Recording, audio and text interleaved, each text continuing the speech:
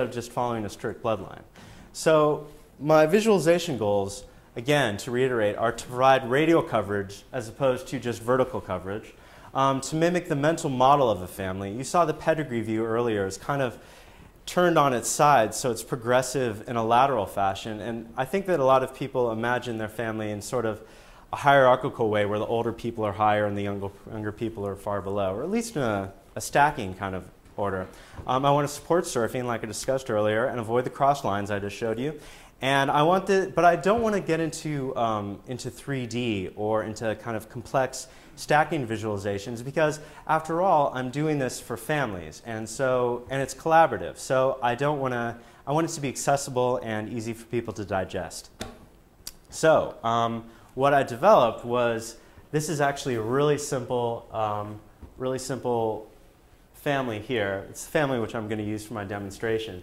And what you can see is from the source person, who's the person who has surrounded by a yellow halo, you can see two degrees in either direction.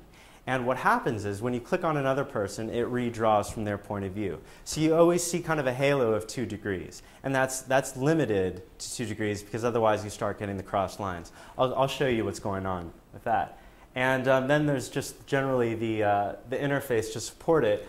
You have this persistent profile, which gives you information about the person you're on. So I'll show you that demo right now. Can I switch to the PC, please? Okay, so I'm using the Coppola family for this. And I happen to know Sofia Coppola's email address. Oh, sorry, wrong one.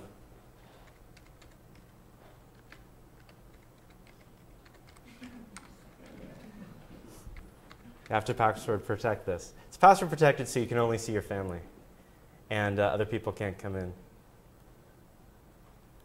So you'll see what happens right now is that all these people are entered into the database, and they're being drawn dynamically from the point of view of the person who logged in.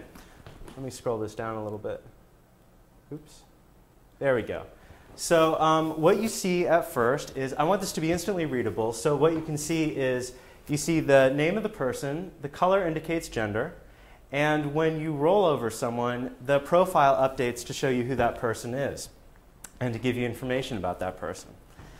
Eventually, this will actually extend upon double click to be kind of a scrapbook for videos and for pictures and for other media about that person. Also, it's wiki editable, so that anybody in your family, unless you log in and say you don't want anybody else to edit you, anybody in the family can come in and put information about you. And this way, for people who don't have computers or don't participate, can also be present on it, or people who have died, or people who are too young, etc. So I'll take you through this. Can roll over various people. Also, you have the right underneath the node, you see where they're living, where they're from, and you see their age also up here. And these lines here are to indicate generation. There's always 5 generations at any point. So to show you how it moves, let's go to August Coppola. And so it's getting the information from the database and then dynamically redrawing it. And so we see here, we're actually seeing 5 generations right now. And we can go around here. There's Nicolas Cage and Patricia Arquette. And we can redraw it some more.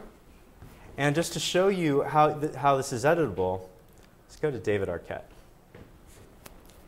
This is a really great family to use because there's a lot of recognizable people. So it's editable, so I can change his name to Davide and say he lives in Hollywood, and I'll save it, and it updates automatically. And I can also add relationships, add a mate.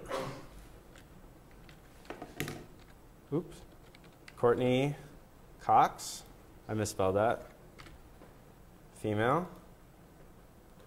And it'll dynamically add Courtney Cox to the other side. Oops. There we go. And you can also add children. They have a daughter named Coco. I did a lot of research here. Coco, who's a female, yes. And that gets added. So what we have here is, I'll show you actually how it spreads. Can I go back to the other, please? So I showed you a lot of information there, but how does the information get there? So it's virally collaborative. And now the problem with these type of things is that data entry sucks. Nobody wants to do data entry. And so the burden, I've lowered the burden by making it viral. So the idea is that this is you, and you want to start a family. So all you're asked to do is enter in your primary relatives. So that would be your parents and your sibling, and then your mate and your children. So you have 2 family units there.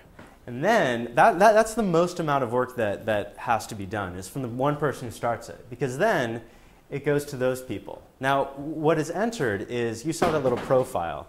What is entered is, all you put in is how they're related to you, their gender, their name, and their email address. Email is the trick.